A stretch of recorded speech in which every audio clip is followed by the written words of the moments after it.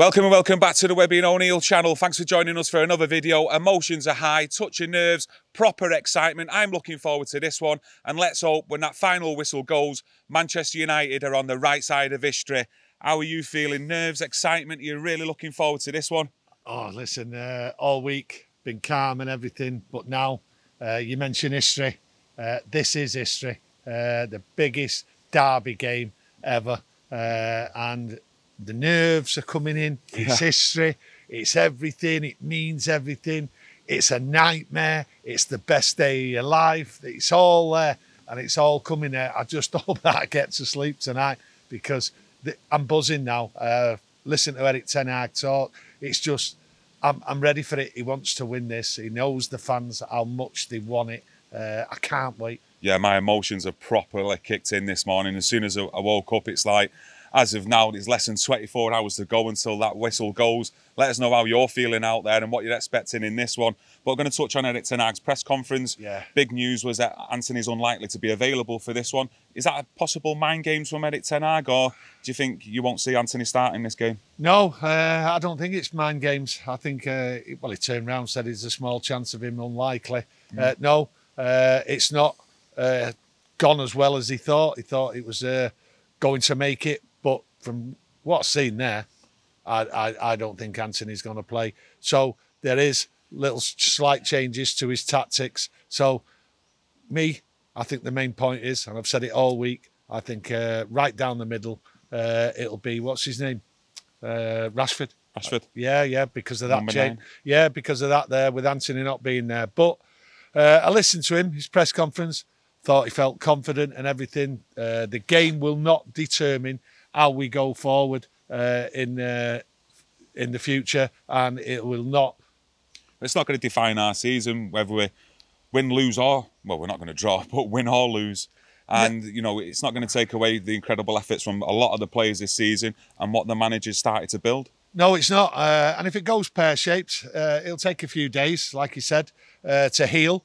I think it'll take more than a few days. I think it'll take a lifetime to heal.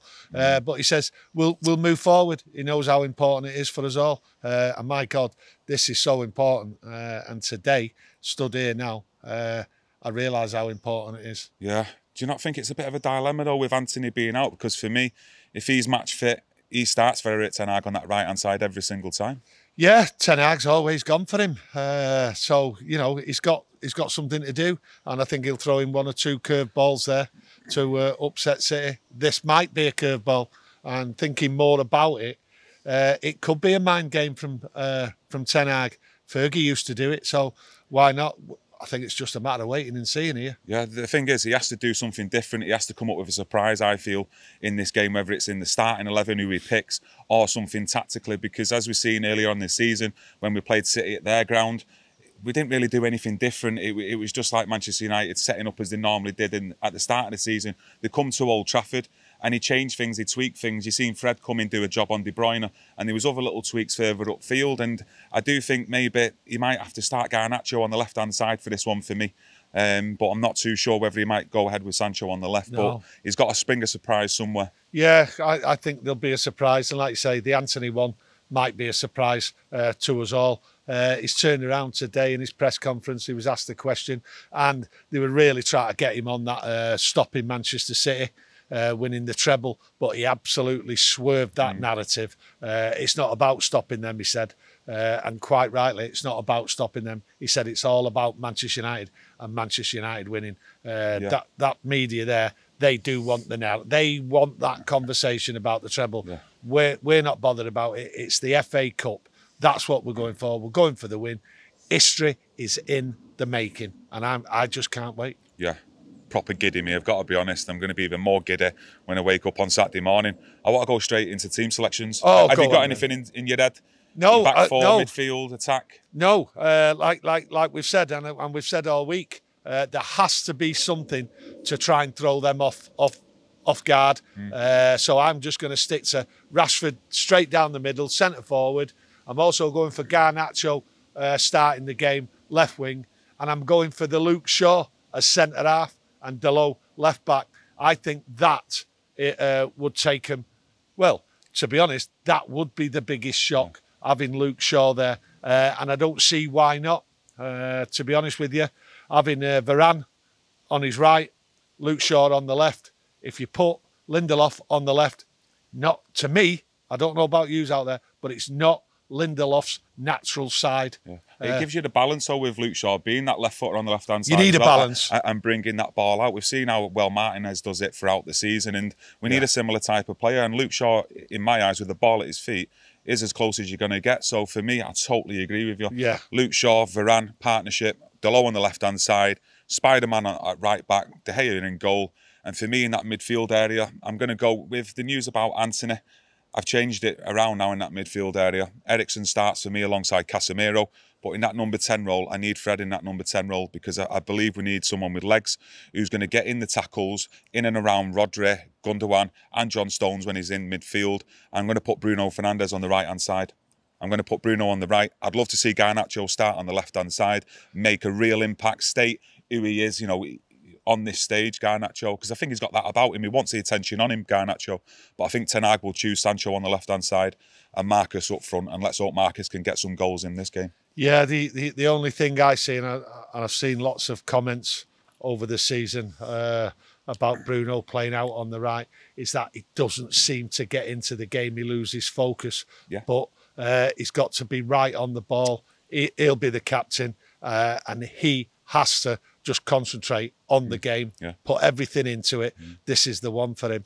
I just think with Bruno playing out on the right-hand side as well, with him being a natural centre midfielder, it's Ten Hag might have some sort of tactics where we will have to get bodies in that midfield, and sometimes Bruno Fernandes will have to tuck in from that right-hand side into midfield to get bodies in and around Manchester City. Yeah, I listen, I understand Bruno putting him out there. Yeah, he can do a job out there, but I think he just... We miss something with him. No, of course, I totally agree with you. We just miss something with him. So for me, I'd prefer him in his natural position, right down the middle. But I think the biggest shock, though, as well, is if he did actually start Sancho on the right and Garnacho on the left. For me, that would be the bigger shock. Well, I don't know. What do you think? You're smiling. You're warm into it. Yeah. Well, I'm not warm into it, no, because I don't really. I can't visualise the team, to be honest with you. I'm excited about it, and I can't visualise it. I just see 11 shirts.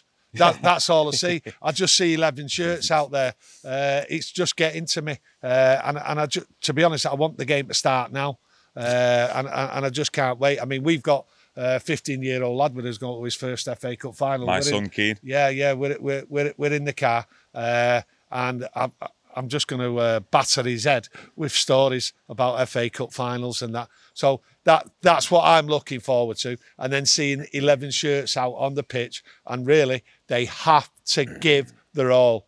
They can't come off that pitch, right, saying... With any regrets. With saying, oh, I should have done this or I should have done that. Do you know what I mean?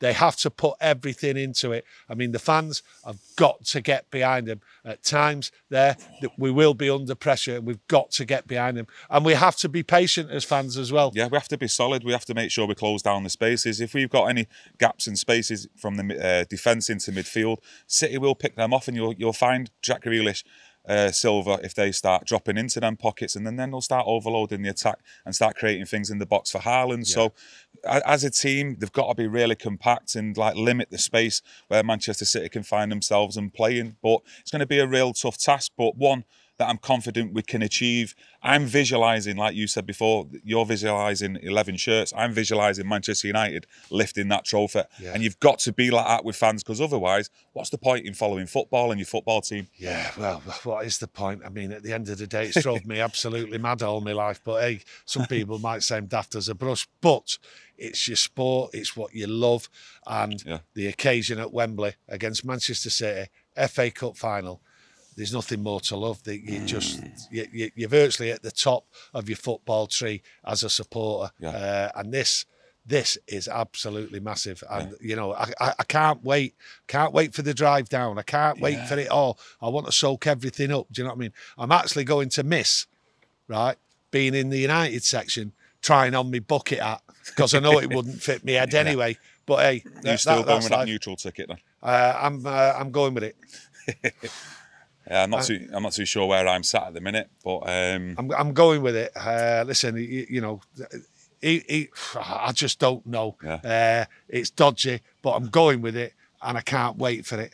You love the excitement, you love the thrill of it, don't you? Yeah, I love it all. I just love it all. It's great. I just hope you lot love it out there. And no matter where you're watching it, at home, in the pub, in the ground, or anything like that, that you just back your team and just be patient. That is the main thing for us United fans. Being patient. We know how good they are at keeping the ball and that, but it just needs one ball. And the thing is, I've done it again with myself. I believe something mad is going to happen. You've got a feeling again? I think someone's going to get sent off. You said it the other week, a penalty with Chelsea. You said the other week, just a couple of hours before the news about Martial come out, Rashford's definitely going to be the number 9, and it's more than likely he will be. Yeah, I think someone's going to get sent off. I think that the pressure will get to somebody, and someone will get sent off. I mean, City loved their little sly fouls and all that, but I think there's going to be a rash one. And to be honest, I'm not sure who from, and that could just change the game completely. And whoever gets sent off, the other team, I'll just walk it. Do you know what? It's a good point as well with City, how they commit their fouls. They're very good at it. The masters at it. The niggly little fouls and not getting the yellow cards. Yeah, out and out Snides. So I've got to say it. Yeah, cheats as well. But that's what they're very good at. And, you know, we've got players on the pitch this year, you know, Casemiro, the amount of times he's had yellow cards, picked up red cards when really he might not, well, he shouldn't have done. So players have got to be on the ball when they're making these tackles as well, and they've got to try and find a bit of composure at times when City are breaking and we're under attack. As long as we hold them, we're solid for that first 20 minutes. We're in the game, and then let's get to our game plan in attacking. Well, let's get a few goals. I'm going to give my score prediction on how I see the game's going to go. I've watched many cup finals.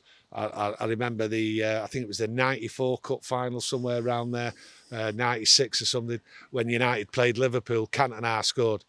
Absolute. I can't remember the game. It was that boring.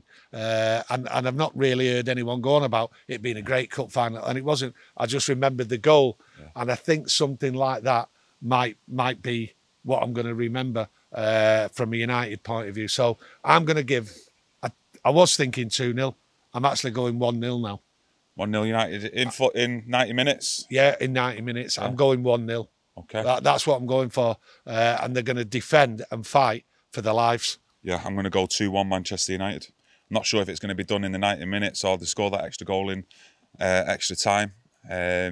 I can't see this going to penalties. Yeah, I just can't. Yeah. I think the chance will be taken. It'll either be it's got to be 1-0 as far as I'm concerned. But there's too much attacking flair for both sides, isn't there, for it to go really more than 90 minutes. I was thinking penalties myself, but I've changed it and I'm going 2-1 for this game. Fair enough. What's your score out there? Let us know. Let us know your score predictions. I'm sure there's a lot of yous out there already putting them in. But yeah, we're going down there in the morning. So hopefully we'll get at least get one video out before the game starts. We'll get a video out in the morning, hopefully, about us travelling down there. We'll hopefully stop and get one out. So keep an eye out for that. So just enjoy yourselves tomorrow. Yeah, we will as well. And let's be lifting that FA Cup. And what an achievement that would be in Erik Ten Hag's first season, doing the double. Yeah. You'd never have thought that at the start of the season. So something to look forward to. I'm sure everyone out there is going to be wearing the United shirt, so at least cheering the boys on when that whistle goes. You come and join us straight after the game for our match reactions, and hopefully we'll see you straight after the game. We'll be celebrating. Yeah, but listen.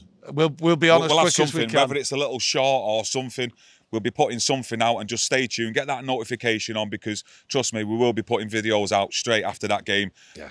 Good videos. Yeah. Good videos. Always. Yeah. Enjoy the rest of your day. Ta-ra.